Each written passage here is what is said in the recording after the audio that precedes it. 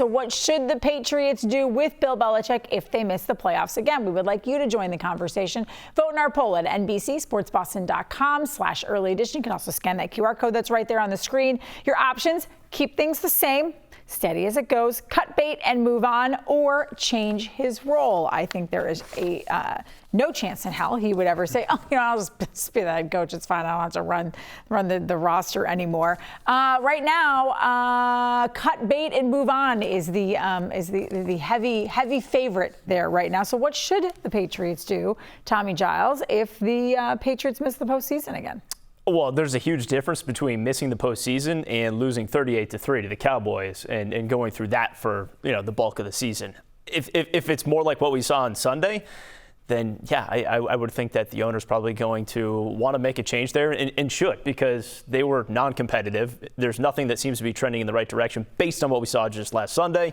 However, they come back here, they win a couple games, and they finish a game out of the playoffs. I think Bill Belichick's back here next year. Same answer I've given every single time we've brought this up. Tell me what it looks like. Mm-hmm. They missed the playoffs and they're 5-12. It's different. Yeah. They missed the playoffs and the quality of the players, the brand has improved, as Robert Kraft alluded to, and we talked about a week or two ago when the last hot seat conversation came up. What's it look like? Kraft has already hedged his bets and saying it's a difficult schedule. Is 33 the aberration, or is 33 just the tip of the iceberg? So to me, it's the same thing. As Mike says, 5-12, I think, and I trust Mike implicitly because he does talk to people, but in this instance, that's a full-on opinion, which is what this is too. 5-12, I think you got to say goodbye. 8-9, 7-10, but not a disgrace. We'll run it back one more time, Bill. But I guess at what point, how many chances? We talked about this with Mac Jones, Giardi. Okay, just one more. Okay, one more. And what are you going to do? You can't keep running it out. If you want Jerod Mayo to succeed him, I believe he might be on a 2-year contract. After 2024, yes. He's back to where he was at the end of last year. So, do you want to just keep having people walk out the door as McDaniels and Flores and everybody else did while Bill was doing his thing? Yeah. So one more year. Yeah, I think 5 or 6 wins and it's over. I think that's it. Then you start the 7, and then what does it look like?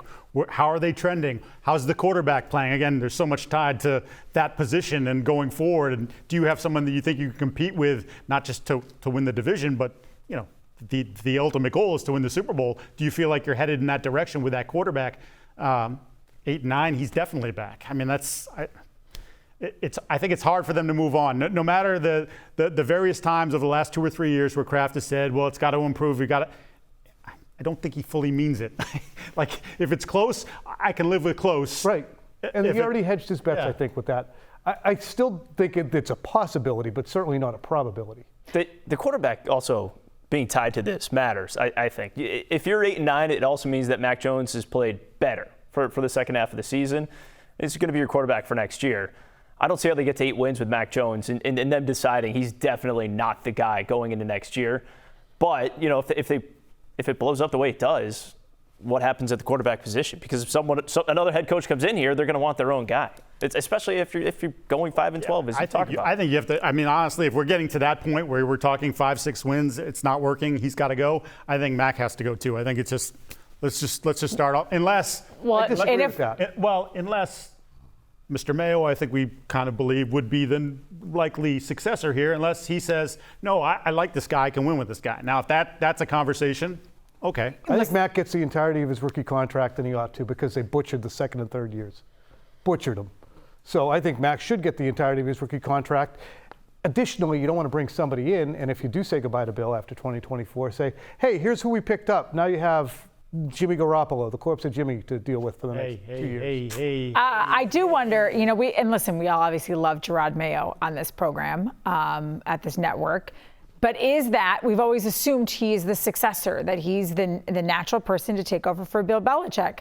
With the way the NFL is going, is that the right decision to go with a defensive guy to lead your team? That's what their intention is right now. I mean, it's not really, in my estimation, it's not an assumption. It's what they're planning to do. Mm-hmm. I mean, Robert Kraft laid it out really distinctly for us in March. So we're not assuming that's their intention. Should it change? I can't. I mean, it's hard because we all love the guy, so you'd hate No, to. love, hate doesn't matter. Is it best for the football team? Is it best no, they for the have to football start team? scoring 28 points. Yeah. If I'm an owner right now, after watching this, since 2018, they've been in less than watchable offense, 18, 19, 20, 21, 22, 23. If I'm going to suck, I'm going to have a good offense. So if Jerod's on board with a good offense, have at it, buddy. I would imagine this guy. That's okay. That was I would hard. imagine there are big conversations with Jerod. Like this, the way we're playing offense can't work. Who is there? Someone that you have in mind that falls from this tree that everybody is now plucking from and having success with? Like, do you have a guy in mind? Because we kind of maybe have to think about going that way.